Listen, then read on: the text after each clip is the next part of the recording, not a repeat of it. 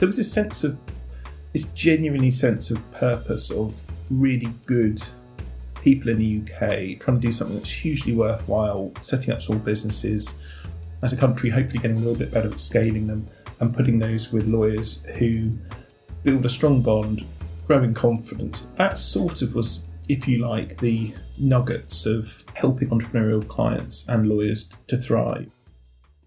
Hi, I'm Belden Mankus. Welcome to the Purposeful Strategist, the podcast that shifts the conversation about purpose and strategy from what organizations should do to what business leaders are doing and what they've learned along the way. My guest today is Alex McPherson, the founder of Ignition Law, which focuses on startups, scale-ups, and SMEs. Their website says they care deeply about innovation in business as drivers of positive changes in society. I'll be very interested to hear how they came to that and how they're translating it into action, and also how they decided to become a B Corp. Alex, welcome to the Purposeful Strategist. Thanks so much, Belden. It's a pleasure to be here. That's great to have you here. Before we get into the heart of things, perhaps you could tell us just a little bit about Ignition Law. How big is the firm now? Where are you located? And the name, where did that come from? So my background was a lawyer in the city at Freshfields and Hogan Lovells, doing mid-market merger and acquisition, restructuring work. And I was going towards sort of energy and gas and picked up a couple of entrepreneurial deals, one Oxford spin out.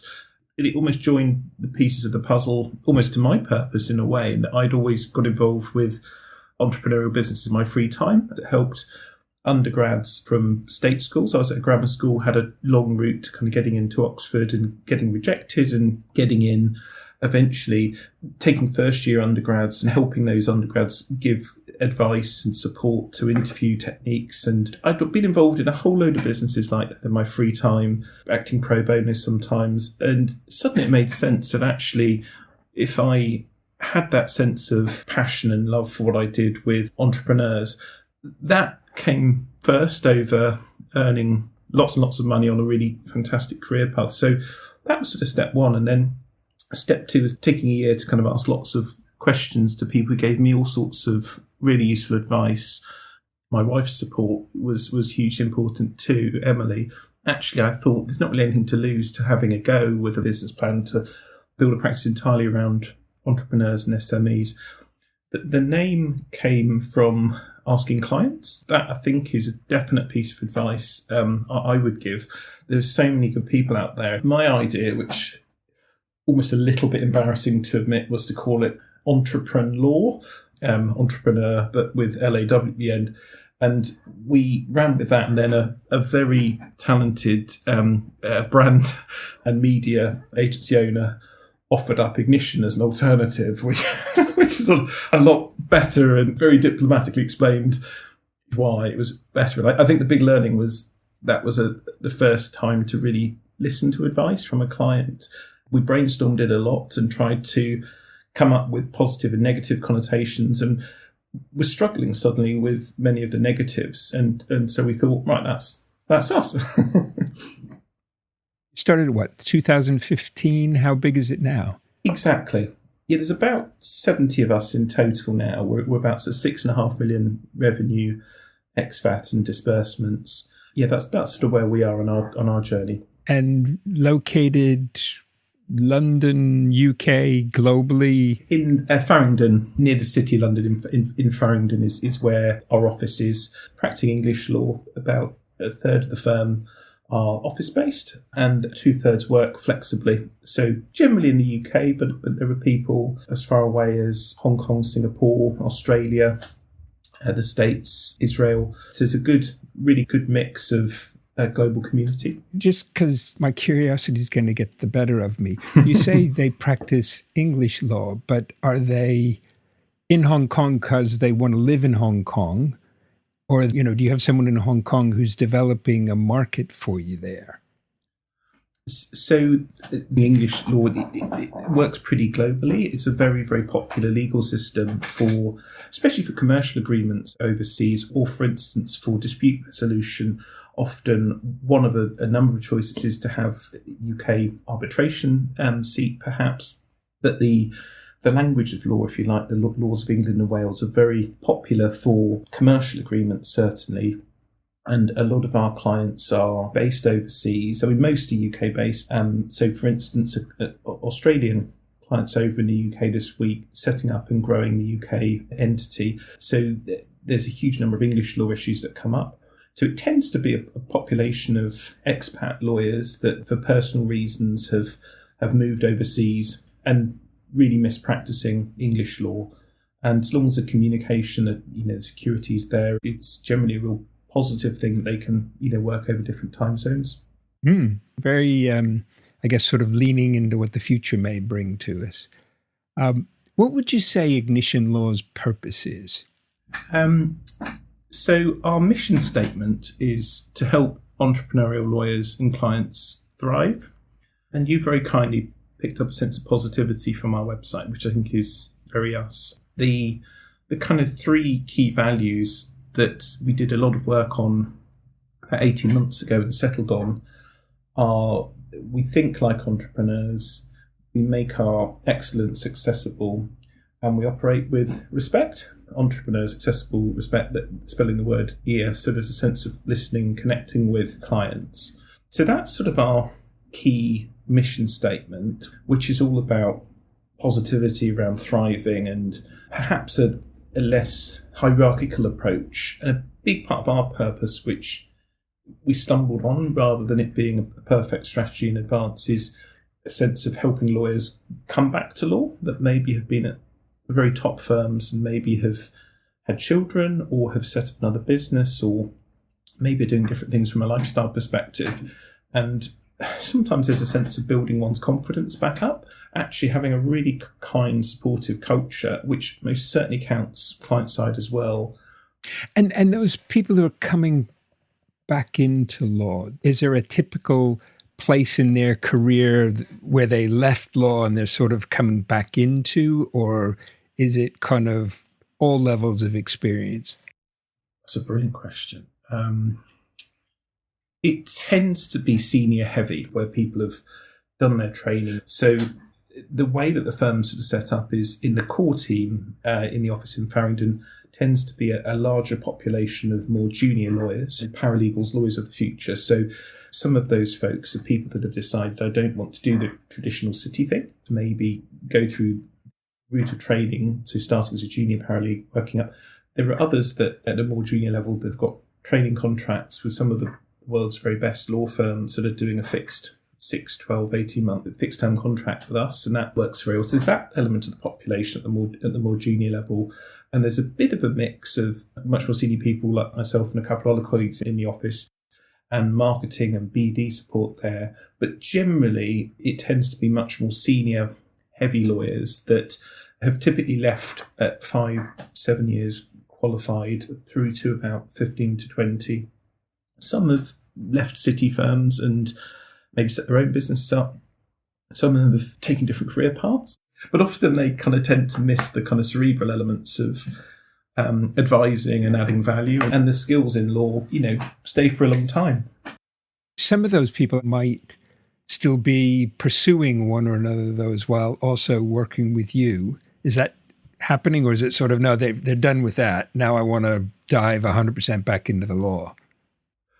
Normally the former, and I think that's possibly a bit of a USP. With us, it tends to be that if you're an entrepreneurial client, the fact that your lawyers set up a business, or they maybe struggled in the business, tried to set something up, done a great job running it, wound it down, or it's not quite worked, or indeed there are live challenges, actually really resonates. If you're paying for a lawyer, the fact that there's the ivory tower experience, but also, to give you a practical example, a fantastic corporate lawyer, her husband runs and is scaling a property business, so an estate agency. And some of the challenges that they have are exactly the same sorts of challenges that clients have, Yeah, absolutely. No, I can see that. What led you to decide to pursue B Corp status? You're one of a relatively small, but in some ways rapidly growing number of law firms that have. But what led you to that? You're right. I think there's about 20, 25 B Corp law firms in the UK, 2,000, maybe a little bit more now overall. And you're absolutely right. It's growing very quickly, the B Corp movement.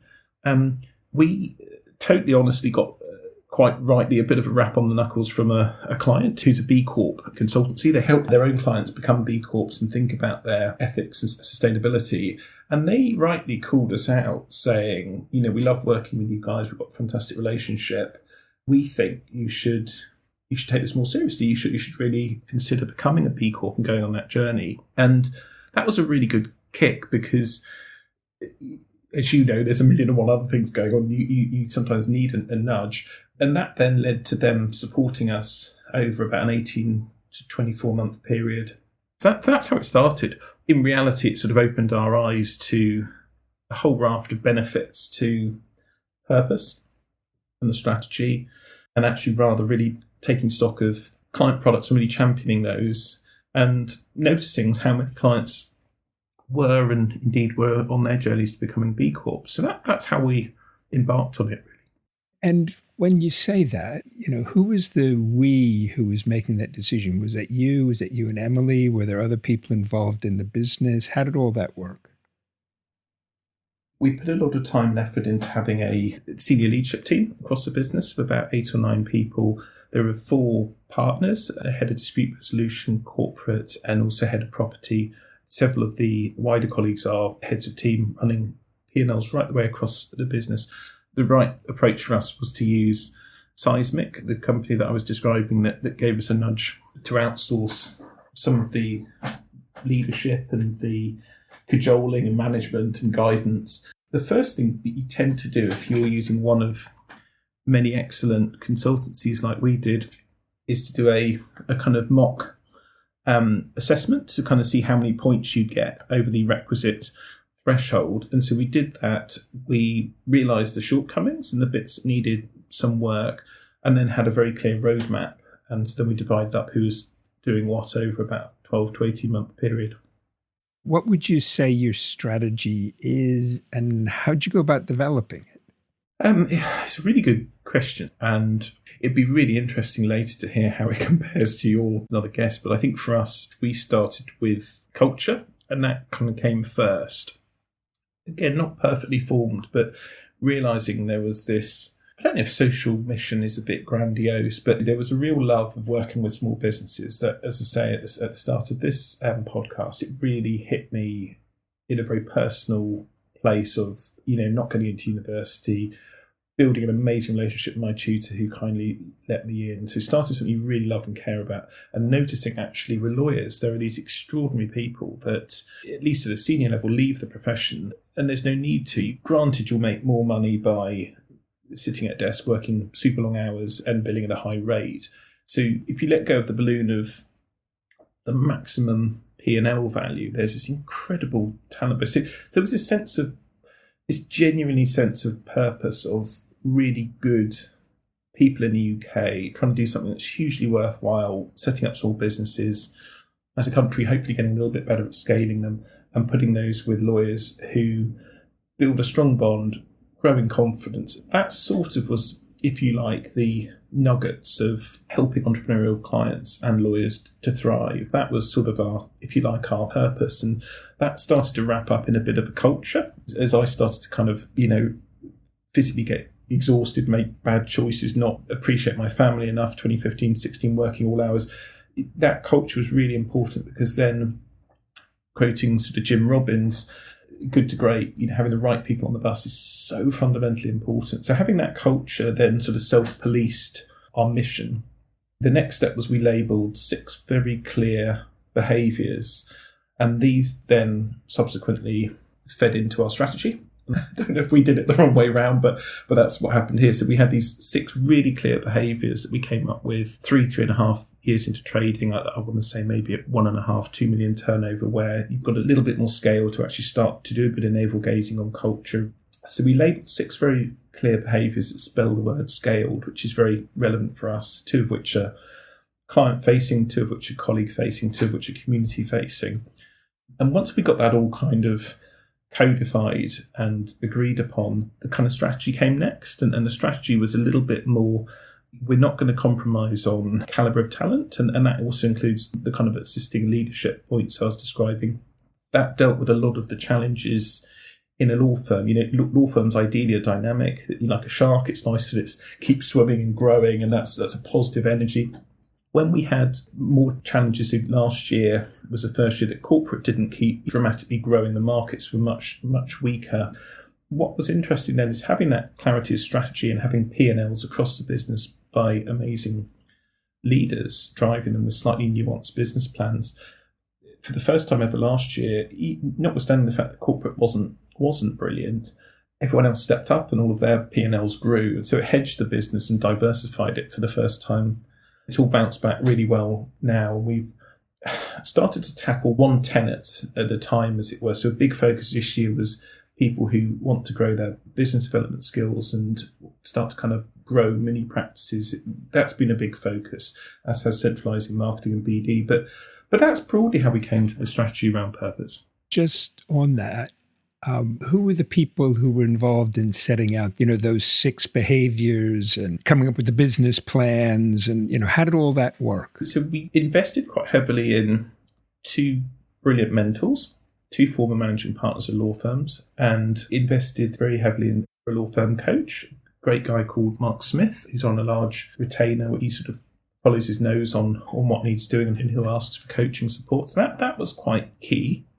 And that gives you a combination of coaching, but also a combination of mentorship. And that, again, sort of led to little bricks in the wall of, Alex, you've been talking about CFO for a long time. Why have we not, surely that's a priority. Establishing the senior leadership team was really important. It's starting to coalesce strategy. But we also got to know a guy called Will Jukes, an old university friend that's helped hugely on this behind the scenes. And he worked with John Horton, that runs a business called Work Less Ordinary. And they did a series of workshops to start to kind of really pin down what John calls it cause. What is it that makes the business happy? What is it that makes the business angry? What specifically are the behaviours we want? And that fleshed out ultimately these 6 key leadership behaviours. And it also fleshed out 2 non-negotiables, which spell it: integrity and transparency. 10 years ago, I'd have probably been a bit more cynical on, is this all fluffy? But actually, it genuinely goes to everything we do. So if I give you an example from working today, there's somebody that's got quite a large problem and quite a personal problem that's cropped up, and nothing to do with us as a firm, but an issue from a previous firm that could have some not insignificant consequences for us. The selfish thing to do could be that, we take a short-term view and, don't want the headspace. But the fact that this individual brought it straight away to attention at a slight risk point with huge transparency was an example of really positive integrity and really positive transparency. And conversely, there was somebody we desperately wanted to take on not so long ago from a brilliant firm, and this person hadn't really told us something that was really fundamental, and that was annoyingly a non-negotiable. So it sets you back in terms of, your week. That's sort of how we came there. What's interesting about that, there's a number of things that are interesting about it, but particularly the way I tend to think about strategy is what I call situation plus identity equals action. And it sounds like you spent a lot of time dwelling on what I might call your identity. What are our values? What are our non-negotiables? What are the things that kind of make us us? That's how you know who we are. And it sounds like you spent a lot less time maybe on the situation. That kind of people will figure that out as we go. Versus, I'm not saying it's the right way to do it, but some law firms, I think, approach strategy by trying to segment the market and what sectors do we want to be in and who's our competition. And I'm not saying there wasn't any of that, but it sounds like that was less of a focus and much more a focus on who we are, and all the rest, if we're clear about that, all the rest will sort of fall into place. Is that kind of fair? You've put it much more eloquently than me. That's totally fair. I think probably what I would say to law firms in particular is you need a degree of economy of scale in order to actually have the headspace. I'll get the numbers wrong, but in the UK, to pick a number, there's 100,000 lawyers, let's say. I think it's a little bit more than that.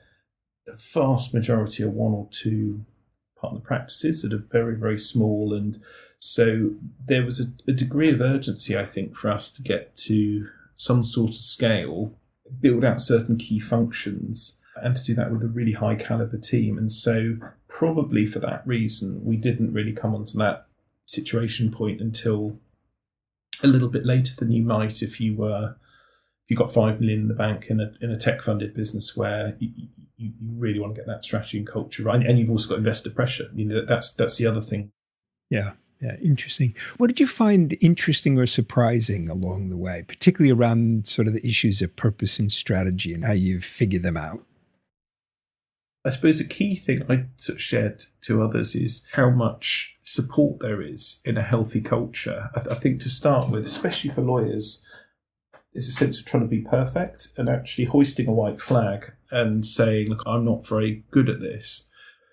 I remember it quite early on. I was pretending I was good at recruitment. I'm useless at recruitment because I just meet people like them. They're in the door and it causes all sorts of issues. And hoisting a white flag and talking quite honestly about how poor I am on that was really powerful. That then led to other people stepping into the vacuum to help.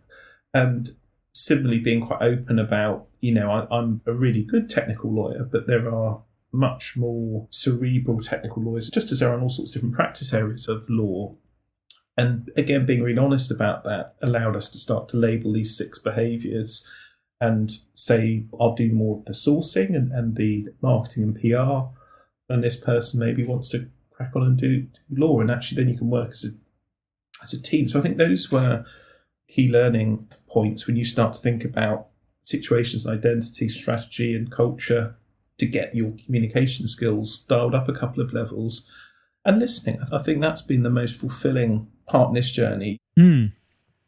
If you were to kind of take that journey again, is there anything you might change?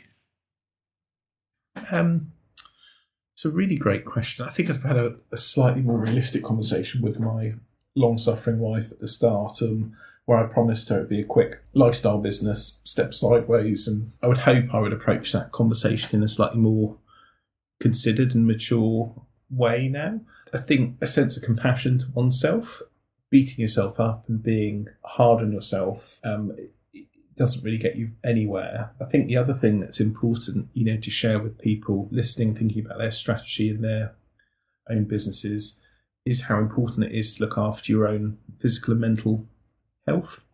I have no formal mental health diagnoses, but I can definitely tell at points along the journey, making strange decisions and being physically run down, unkind to people who love you and are really close to you. I think I hadn't realised how much of connection there is with being overworked, busy, and the paradox of if you don't make time, just to have a walk, go to the gym or whatever it might be, you actually have less time and you're making poorer decisions as a result. I think that those are key points. And one of the things I did terribly was then kind of snapping at people and not being the best version of myself, and people, especially early on, really questioning your leadership skills, not in terms of integrity, but just as in, I can't ever work as hard as that. And that's not a good position to go to, because you make it very lonely for yourself rather than actually empowering others and working as a team. Yeah.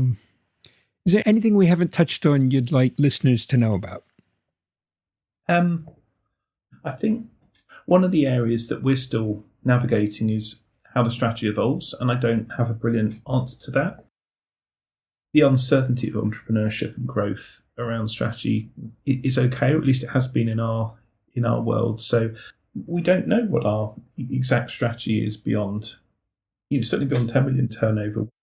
People often assume it's all mapped out, but I think that's important to convey as well, at least in a mid-sized law firm, that the reality is there is a sense of things evolving, growing on the fly. So I thought it's good to kind of share that quite honestly.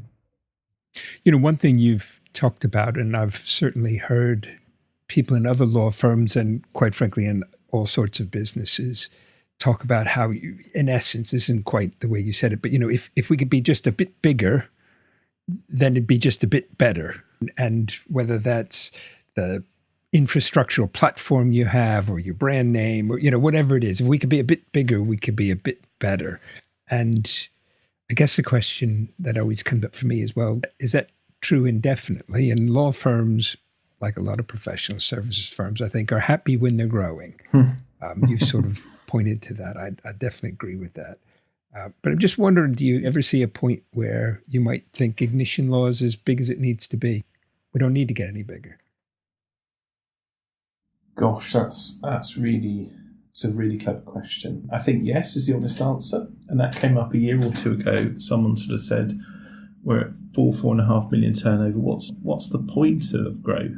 I think the answer to that has been, with that, we've been able to become a B Corp, improve a lot of our clarity of mission and lock it down long term. It's a long-term lifestyle business for many people. I think one of the big things that's important is that the firm is safe and stable, and you've got enough scale that there's a really high caliber senior leadership team and partners around. So I think that's a prerequisite for our stability, because a lot of what happens with law firms in the country, especially where they're smaller than us, let's say, is there's a health event or a lack of forward planning, and suddenly the firm is on the hook for 6-7 years of run-off insurance to kind of just be able to wind it down. So that's a sort of real priority in the kind of long-term strategy.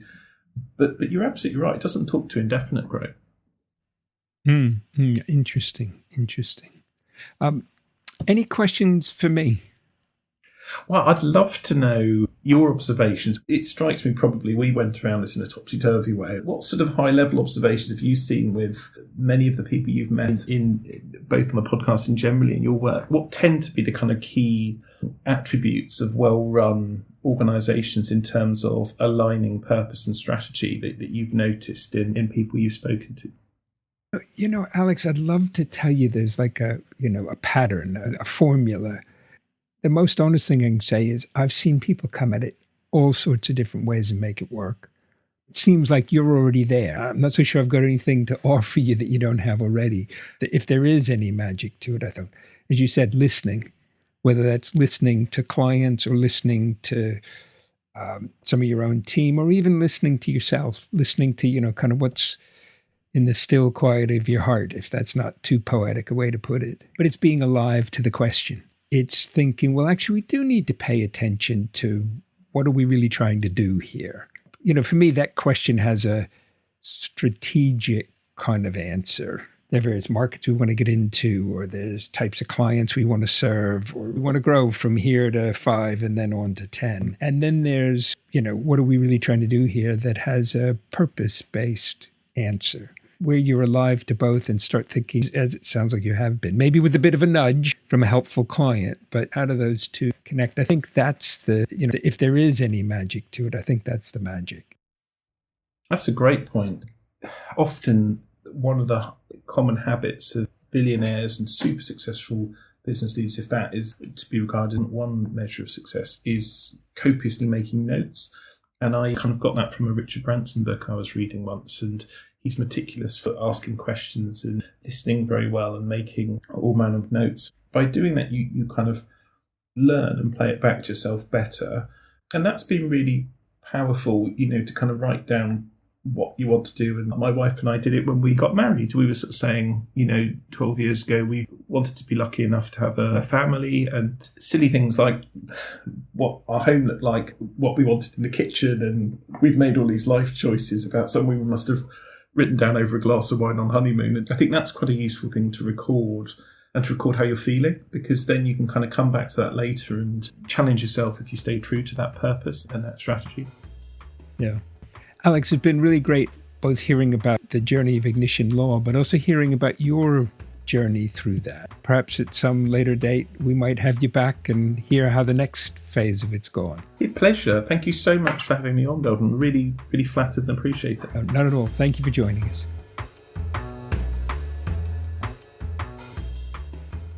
Thank you for joining us for this episode of The Purposeful Strategist. In addition to being available on our website, you can find us on Apple Podcasts, Spotify, and Google Podcasts. If you enjoyed this episode, please do follow us and leave us a 5-star review. It helps others find the podcast. Thanks again, and join us soon for the next episode of The Purposeful Strategist.